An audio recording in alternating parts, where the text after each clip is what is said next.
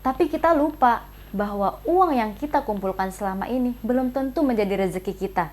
Bisa jadi menjadi rezeki orang lain. Ya, contohnya seperti cerita tadi, jangan paksakan diri Anda jika memang tidak mampu. Sesuaikanlah dengan porsi tubuh masing-masing. Ya, maksudnya gini.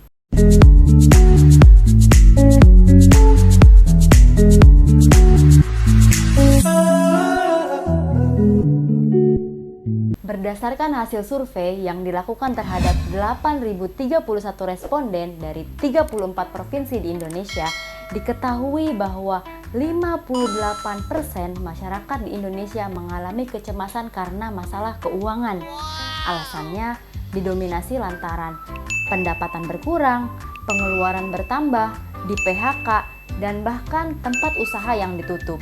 Di sisi lain, 63% masyarakat mengalami kecemasan karena masalah pekerjaan. Lagi-lagi, karena didominasi masalah pendapatan yang berkurang. Sahabat komunikan, gangguan kecemasan yang sulit dikendalikan ini bisa memicu stres yang merupakan gangguan kesehatan mental.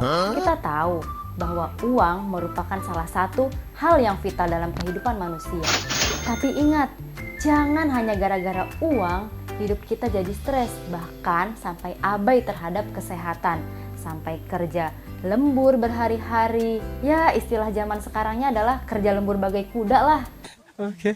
Saya jadi teringat salah satu cerita guru saya bahwa di kampungnya yang biasanya itu selalu sunyi dan sepi, tiba-tiba hari itu mendadak menjadi sangat ramai. Kenapa? Ternyata karena ada seorang pemuda sebatang kara yang meninggal dunia. Loh, tapi kan hanya pemuda biasa. Nah, ini dia masalahnya. Ternyata pemuda yang dikenal sangat sederhana ini memiliki banyak uang. Setelah diperiksa, ternyata di kolong rumahnya ada tumpukan uang yang nilainya ratusan juta rupiah. Wah, dan dia itu tidak pernah membelanjakan uang tersebut atau bahkan memberitahukannya kepada siapapun. Karena pemuda ini sebatang kara, dia yatim piatu, tidak mempunyai anak. Akhirnya uang tersebut jatuh ke tangan sepupunya yang tidak tahu apa-apa. Untung sekali ya sepupunya, andaikan saya sepupunya dia. Sobat komunikan, dalam hidup terkadang kita selalu berusaha untuk mengumpulkan uang, bahkan sampai mengorbankan waktu, tenaga, dan kesehatan. Tapi kita lupa bahwa uang yang kita kumpulkan selama ini belum tentu menjadi rezeki kita. Bisa jadi menjadi rezeki orang lain. Ya, contohnya seperti cerita tadi, dia udah ngumpulin uang selama 40 tahun, tapi yang menikmati sepupunya yang tidak tahu apa-apa.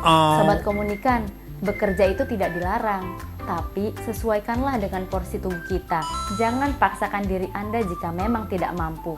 Jika lelah, ya beristirahatlah. Sesuaikanlah dengan porsi tubuh masing-masing. Ya. Maksudnya gini, saya datang dari masa depan. Saya mau bertanya, kita itu harus mencari uang, mengumpulkan uang, ya untuk masa depan lah. Iya kan? Kita harus menabung. Ya karena kalau kita nggak nabung, kedepannya kita makan apa? Kita mau beli nanti barang-barang, kalau nggak ada tabungan gimana? Ya harus menabung juga dong. Oke, katanya untuk masa depan, tapi emang kita yakin masih bisa hidup 2 tahun ke depan, 3 tahun ke depan, bahkan besok pun nggak ada loh yang menjamin kita masih hidup.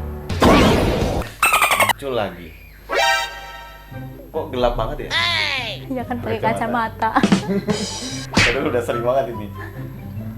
Kita kan ngumpulin uang untuk bayar cicilan. Cicilannya bagaimana nanti? Ya udah jauh. Ini banyak banget nih yang jadi masalah di kehidupan kita. Kita sering menyamakan standar gaya hidup kita dengan orang lain.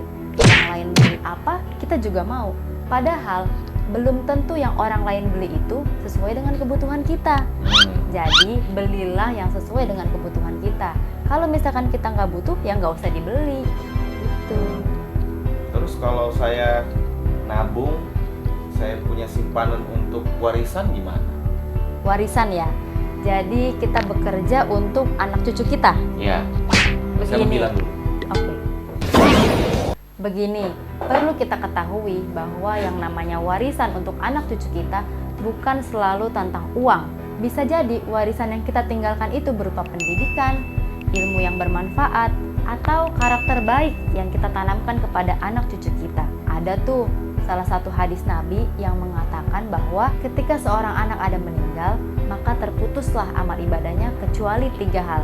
Yang pertama, sedekah jariyah. Yang kedua, ilmu yang bermanfaat. Dan yang ketiga, anak soleh yang selalu mendoakan orang tuanya. Tuh kan, jadi yang lebih mahal itu meninggalkan uang atau anak yang soleh-soleha? Ya pastinya anak yang soleh dan soleha ya. Karena anak yang soleh dan soleha merupakan investasi akhirat yang sangat luar biasa. Terakhir dari saya, bekerjalah untuk dinikmati saat ini, bukan untuk dinikmati